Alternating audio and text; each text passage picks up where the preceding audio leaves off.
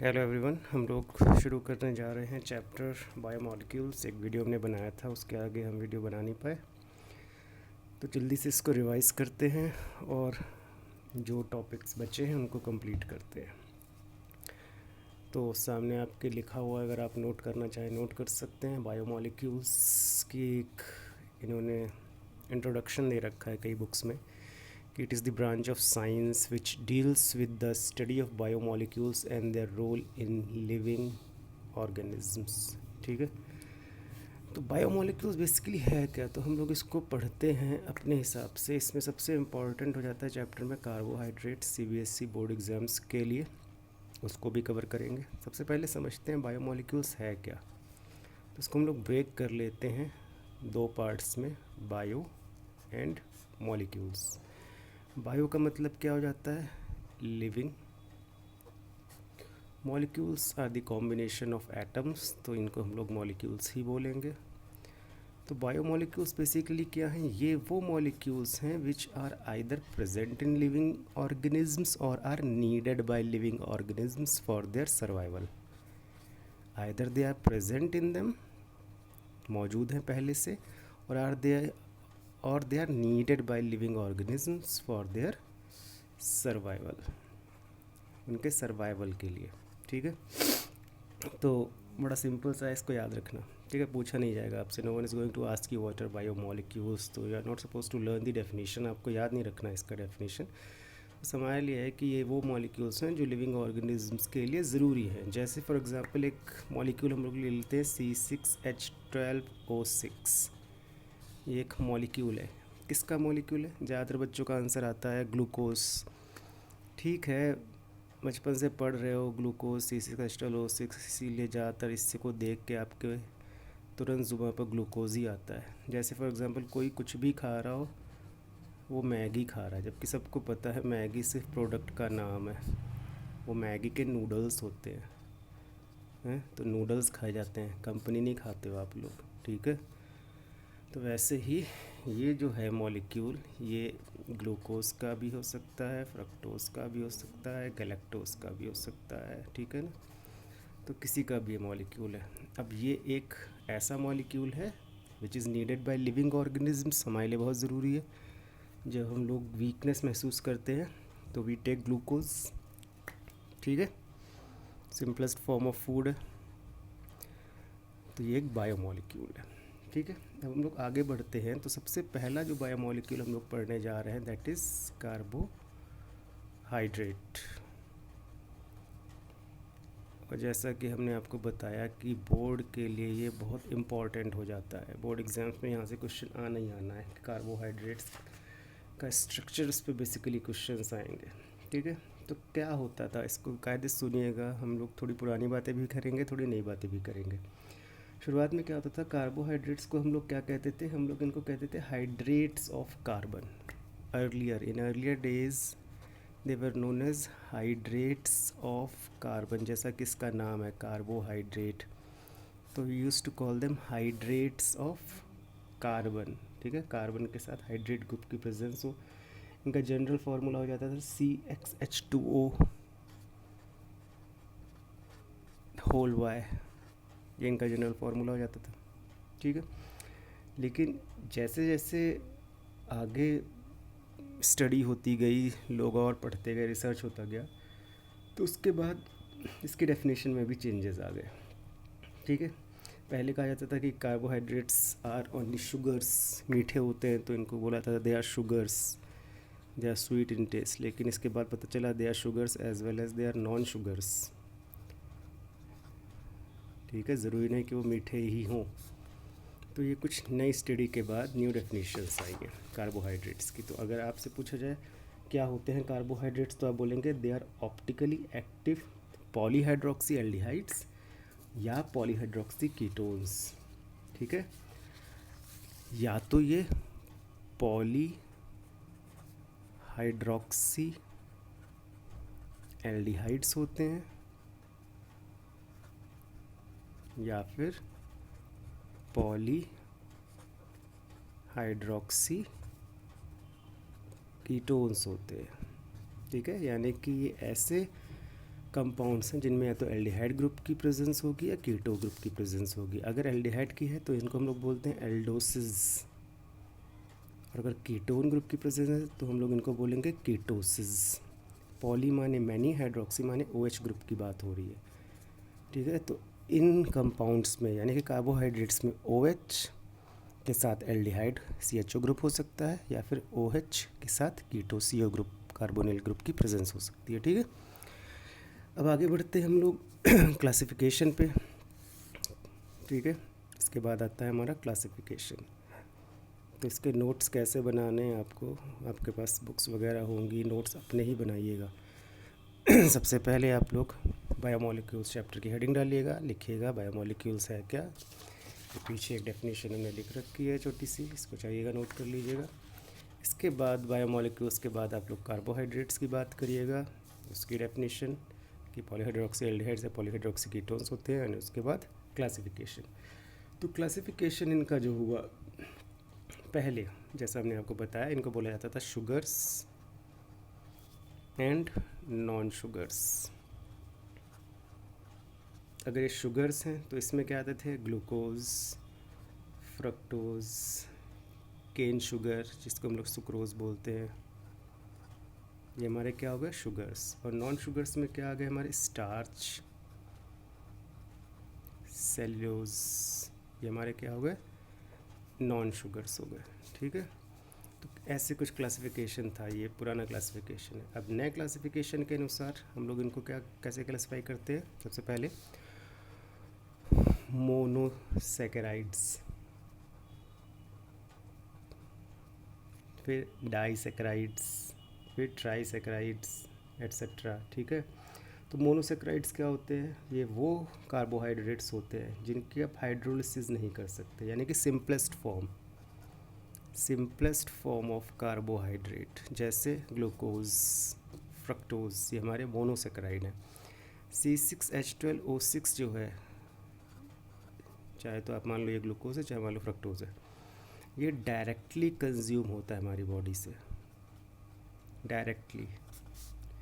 इसका डाइजेशन नहीं होता, ये ब्रेक डाउन नहीं होता हमारी बॉडी में। Simplest form of food directly consume होता है। अगर आप ग्लूकोज ले रहे हैं वो ना तो किसी प्रोसेस के द्वारा जाएगा, डाइजेशन, एब्जॉर्प्शन, एसिमिलेशन, डाइजेशन तो नहीं होगा, एब्जॉर्प्शन एसिमिलेशन होगा, लेकिन ये ब्रेक डाउन नहीं होता। तो ये मोनोसैकेराइड है। डाइसैकेराइड्स क्या हो जाते हैं, डाइसैकेराइड्स वे होते हैं जिनकी हाइड्रोलिसिस करने पर हमको 2 मोनोसैकेराइड्स मिले, जैसे C12H22O11 सुक्रोज है, इसकी हाइड्रोलिसिस यानी वाटर के साथ रिएक्शन जब हुई तो इसने हमें दिया C6H12O6 प्लस C6H12O6। तो इसने देखिए हमें 2 मोनोसैकेराइड दिए, ग्लूकोज दिया, एक फ्रक्टोज दिया। तो ये क्या है हमारा डाइसैकेराइड्स। वैसे ही ट्राइसैकेराइड्स 3 देंगे, टेट्रासैकेराइड्स 4 देंगे, पॉलीसैकेराइड्स बहुत सारे देंगे, ठीक है। क्वेश्चन आएगा आपके सामने, ओलिगोसैकेराइड्स क्या होते हैं। तो ओलिगोसैकेराइड्स वो होते हैं which give 2 to 10 monosaccharides on hydrolysis. 2 से लेके 10 तक अगर मोनोसैकेराइड्स हमें मिल रहे हैं हाइड्रोलिसिस के बाद, तो उनको हम इन जनरल ओलिगोसैकेराइड्स भी कहते हैं, यानी कि डाइसैकेराइड को ओलिगोसैकेराइड भी कहा जा सकता है, ठीक है। तो ये हो गया आपका क्लासिफिकेशन, मोनोसैकेराइड्स, ओलिगोसैकेराइड्स। ओलिगोसैकेराइड्स शुरू कहाँ से होते हैं, डाई से लेके 10 तक, डेक तक, ठीक है। अब इसके बाद हम लोग बात करेंगे सबसे पहले मोनोसैकेराइड की। सबसे पहला जो क्लासिफिकेशन है मोनोसैकेराइड, और मोनोसैकेराइड में हम लोग किसकी बात करेंगे सबसे पहले, we will talk about aldoses and ketoses. जैसे हमने आपको बताया हर कार्बोहाइड्रेट को क्लासिफाई किया गया है एल्डोसिस और कीटोसिस में। अगर एल्डिहाइड ग्रुप की प्रेजेंस है तो उसे एल्डोसिस बोला जा रहा है, अगर कीटो ग्रुप की प्रेजेंस है तो उसे कीटोसिस बोला जा रहा है। एल्डोसिस यानी कि ग्लूकोज एक मोनोसैकेराइड है जिसमें एल्डिहाइड ग्रुप की प्रेजेंस होती है। कीटोसिस यानी कि फ्रक्टोज, इसमें कीटो ग्रुप की प्रेजेंस हो जाती है, ठीक है। तो बड़ा सिंपल सा है, आपको याद रखना कि एल्डोसिस क्या होते हैं, ये वो कार्बोहाइड्रेट होते हैं जिसमें एल्डिहाइड ग्रुप की प्रेजेंस होती है। कीटोसिस क्या होते हैं, ये वो कार्बोहाइड्रेट होते हैं जिनमें कीटो ग्रुप की प्रेजेंस होती है, ठीक है। चलिए अब हम लोग आगे बढ़ते हैं, इनके स्ट्रक्चर्स की बात करते हैं जो कि इम्पोर्टेंट हो जाता है हमारे लिए। Structure of aldehyde, aldoses and ketosis. तो सबसे पहले हम लोग बात करेंगे ग्लूकोज के स्ट्रक्चर की। ग्लूकोज का मॉलिक्यूलर फॉर्मूला है C6H12O6, ठीक है, इट इज़ C6H12O6। तो 6 कार्बन, 1 2 3 4 5 6, ठीक है। एक एल्डिहाइड ग्रुप है, तो सबसे पहला इसको नंबर 1 बोलेंगे। नंबर 1 कार्बन पर आप एल्डिहाइड ग्रुप दिखाएंगे, क्योंकि एल्डिहाइड ग्रुप टर्मिनल कार्बन पर ही होता है, एंड कार्बन पर होता है। बाकी सभी पर आप एक एक OH ग्रुप की प्रेजेंस दिखाएंगे। कार्बन की वैलेंसी 4 होती है, इसलिए आपको 4 बॉन्ड दिखाने। तो ये हो गया H OH H OH H OH H OH H H and OH। ये देखिए कार्बन नंबर 1 है, ठीक है, दिस इज़ कार्बन नंबर 1, जो सबसे ऊपर वाला है, it is carbon number 1, it is 2, it is 3। जो थर्ड वाला कार्बन है, इस पर OH ग्रुप आप लेफ़्ट साइड में शो करेंगे, बाकी सभी में आप राइट साइड में शो कर रहे हैं, इसको याद रखिएगा। बस इस वाले को छोड़ करके थर्ड कार्बन पे सभी में OH को राइट साइड में शो करना है, और थर्ड कार्बन पर OH को लेफ़्ट साइड में शो करना है। तो ये ग्लूकोज का स्ट्रक्चर है, ठीक है। इसको हम लोग बोलते हैं एल्डोहेक्सोज। एल्डिहाइड ग्रुप है, 6 कार्बन है, इसलिए इसको बोला गया है एल्डोहेक्सोज, ठीक है। अब इसके बाद हम लोग आते हैं फ्रक्टोज के स्ट्रक्चर पे। Let's talk about the structure of fructose. Fructose का मॉलिक्यूलर फॉर्मूला भी सेम है, इट इज़ C6H12O6, सेम है। इसमें भी 6 कार्बन दिखाइए, 1 2 3 4 5 6। यहाँ पर कीटो ग्रुप की प्रेजेंस है, कीटो टर्मिनल पे हो नहीं सकता, तो सेकंड कार्बन पर आप कार्बोनिल दिखाइए। बाकी सभी पर सेम है, H और OH, इस पे तो हो गया 4 वैलेंसी, तो ये बॉन्ड नहीं आएगा। बाकी सभी पर H एंड OH, और सेम चीज़ का ध्यान रखना है, यहाँ पर ये H है, ये H है, ये OH है। जो थर्ड कार्बन है, यहाँ पर OH लेफ़्ट में और H राइट में, बाकी सब में H लेफ़्ट में होगा एंड OH राइट में होगा। तो ये हो गया हमारा फ्रक्टोज। इसको हम लोग क्या बोलते हैं, फ्रक्टोज। वैसे इस कार्बन की हम बात कर रहे हैं, इस पर आप ध्यान रखिएगा, दिस इज़ फ्रक्टोज। तो जैसे इसको हम लोग बोल रहे थे एल्डोहेक्सोज, इसको बोलेंगे हम लोग कीटोहेक्सोज। इसको क्या बोलेंगे, एल्डोहेक्सोज।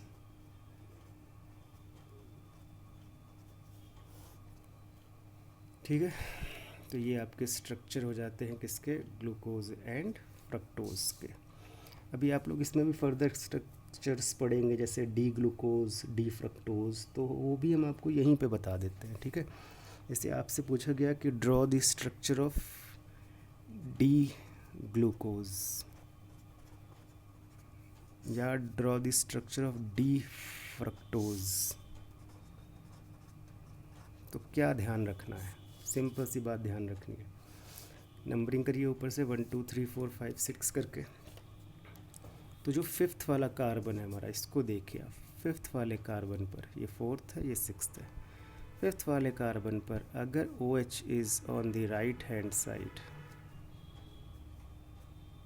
ठीक है, 5th वाले कार्बन पर if OH is on the right hand side it is D glucose, अगर ग्लूकोज का स्ट्रक्चर है। 5th वाले कार्बन पर अगर OH is on the right hand side it is D fructose, ये डी फ्रक्टोज है। अगर 5th वाले कार्बन पर इसको OH को लेफ़्ट में कर दें, H को राइट में कर दें, तो हो जाएगा एल ग्लूकोज। तो OH लेफ़्ट में तो एल ग्लूकोज, यहाँ OH अगर लेफ़्ट में होता तो ये एल फ्रक्टोज। तो यहाँ से आप लोग ये स्ट्रक्चर प्रैक्टिस करिएगा अभी बना करके खुद से, L glucose and L fructose का ज़रूरी है बनाना, क्योंकि आगे बहुत काम आएगा जब हम लोग पॉलीसैकेराइड्स पढ़ रहे होंगे। ठीक है, पॉलीसेक्राइड्स में ये इम्पोर्टेंट हो जाता है, उसको प्रैक्टिस करिए। ठीक, इसके बाद हम लोग आ जाते हैं प्रिपरेशन पे, प्रिपरेशन ऑफ ग्लूकोज, कि कैसे ग्लूकोज को प्रिपेयर किया जा सकता है।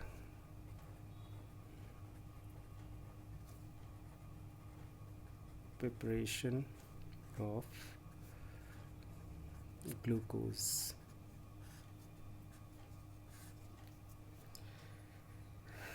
तो एक तो बेसिक सी हमारी रिएक्शन है सुक्रोज की, C12H22O11, सुक्रोज का जब हमने किया हाइड्रोलिसिस। अच्छा, किस एंजाइम की प्रेजेंस में होता है आप लोगों को पता है? बायो वालों को तो पता होगा, उन्होंने तो ये चैप्टर 11 में ही पढ़ रखा है, तो पता नहीं कितने अच्छे से पढ़ा होगा, लेकिन पढ़ा तो है। ये जो होता है रिएक्शन, ये होती है एक एंजाइम की प्रेजेंस में, जिसको हम लोग बोलते हैं इन्वर्टेज। इसीलिए इसको हम लोग इन्वर्टेज शुगर भी बोलते हैं। ये कौन बोला था क्लास में? इरम या गगन, कोई तो बोला था, चलो पता नहीं, या फिर यहाँ कोई बोला था। हाँ, यहाँ बोली है वो, पूजिता अवस्थी शायद, हाँ वही बोली है। तो इसको हम लोग बोलते हैं इन्वर्टेज शुगर भी। इन्वर्टेज की प्रेजेंस में इसकी हाइड्रोलिसिस करी गई है। अब ये जो है सुक्रोज, ये हाइड्रोलिसिस हो गया, इसकी हाइड्रोलिसिस हुई तो हमें क्या मिला? दो मोनोसेक्राइड्स, एक तो मिला C6H12O6 ग्लूकोज का मॉलिक्यूल, और दूसरा C6H12O6 फ्रक्टोज का मॉलिक्यूल। अब आपको दोनों में अंतर पता है? ग्लूकोज में और फ्रक्टोज में क्या अंतर है?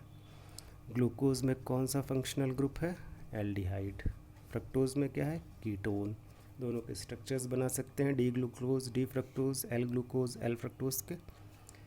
अब दूसरा इसका प्रिपरेशन हो जाता है फ्रॉम स्टार्च।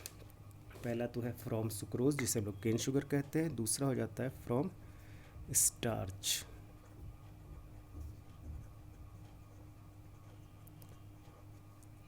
बड़ी दिक्कतें चल रही हैं आजकल है। 2020 बड़ा सही खेल रहा है आजकल।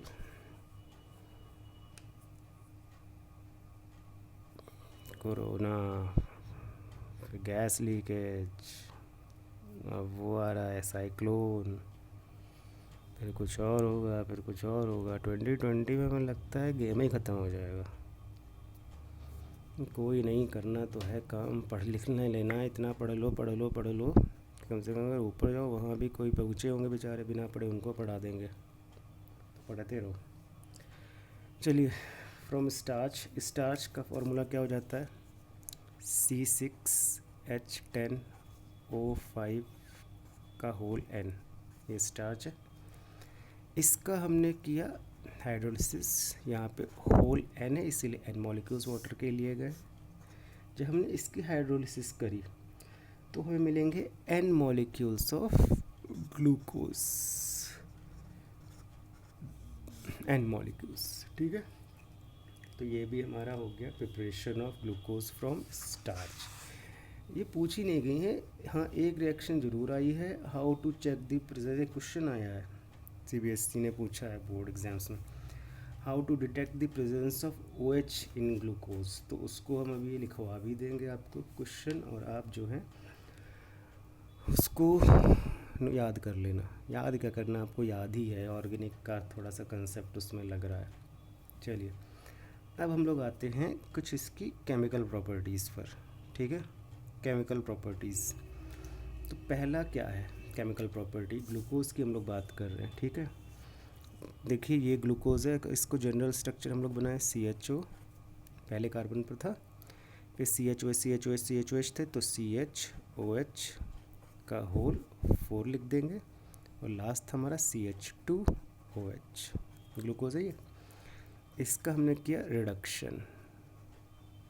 ठीक, हमने क्या किया? इसका रिडक्शन सोडियम एमेल्गम की प्रेजेंस में कर रहे हैं हम लोग इसको। एमेल्गम्स क्या होते हैं आपको पता है? सोडियम एमेल्गम की प्रेजेंस में हमने रिडक्शन किया। तो अब बताओ, कुछ कुछ याद होगा आप लोगों को, पुराना बोर्ड पे लिखते थे हम, कि व्हेन प्राइमरी अल्कोहल्स का ऑक्सीडेशन करते हैं they give aldehydes and aldehydes on further oxidation give carboxylic acids. Secondary alcohols on oxidation give ketones, on further oxidation give carboxylic acids. और रिडक्शन में प्रोसेस उल्टी है, तो aldehyde on reduction will give alcohol. तो यहाँ पे देखो aldehyde group है, रिडक्शन कर रहे हैं हम लोग, तो किस में कन्वर्ट हो जाएगा, अल्कोहल में. तो ये हो जाएगा CH2OH. यहाँ पे तो CHOH थे ही पहले से, वो रिड्यूस नहीं होंगे, एंड ये हो जाएगा हमारा CH2OH. ये भी पहले से ही था, हो नहीं जाएगा. तो ये देखिए हमें मिला, इसको हम लोग बोलते हैं सॉर्बिटॉल. सुना होगा आपने इस वर्ड को, सॉर्बिटॉल को. कहाँ सुना होगा, केमिस्ट्री इन एवरीडे लाइफ में आपने कहीं ना कहीं ये वर्ड ज़रूर सुना होगा. तो ये हो गया हमारा रिडक्शन ऑफ ग्लूकोज. ठीक है. अब इसके बाद हम लोग आते हैं एक रिएक्शन पर जो कि है oxidation, oxidation of glucose. Reduction पढ़ा, इसी के साथ हम लोग यहीं पे पढ़ लेते हैं ऑक्सीडेशन. दिस इज रिडक्शन, दूसरी पढ़ लेते हैं ऑक्सीडेशन. अब देखो अभी बताया था एल्डिहाइड्स ऑन ऑक्सीडेशन क्या देते हैं, कार्बोक्सिलिक एसिड्स. तो हम लोग वैसे ही लिखते हैं same structure, CHOH whole 4 and CH2OH. क्या किया हमने, इसका ऑक्सीडेशन किया.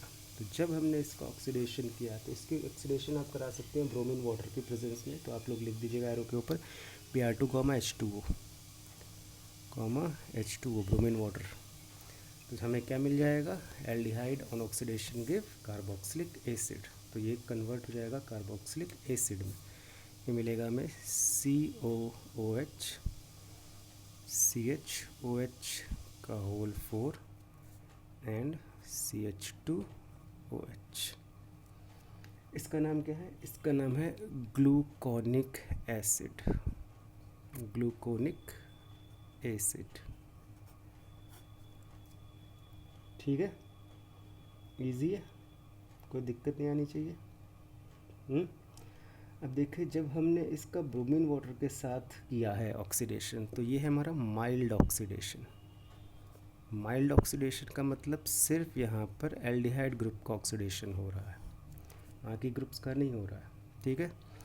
अब अगर हम यही रिएक्शन कर दें किसकी प्रेजेंस में, अगर यही रिएक्शन कर दी जाए in the presence of nitric acid, जो कि एक स्ट्रॉन्ग ऑक्सीडाइजिंग एजेंट होता है, CHOH का होल 4 एंड CH2OH. अगर यही ऑक्सीडेशन कर दी जाए किसकी प्रेजेंस में, नाइट्रिक एसिड की प्रेजेंस में, HNO3 की प्रेजेंस में, तो ये अब माइल्ड नहीं स्ट्रॉन्ग ऑक्सीडेशन हो जाएगा.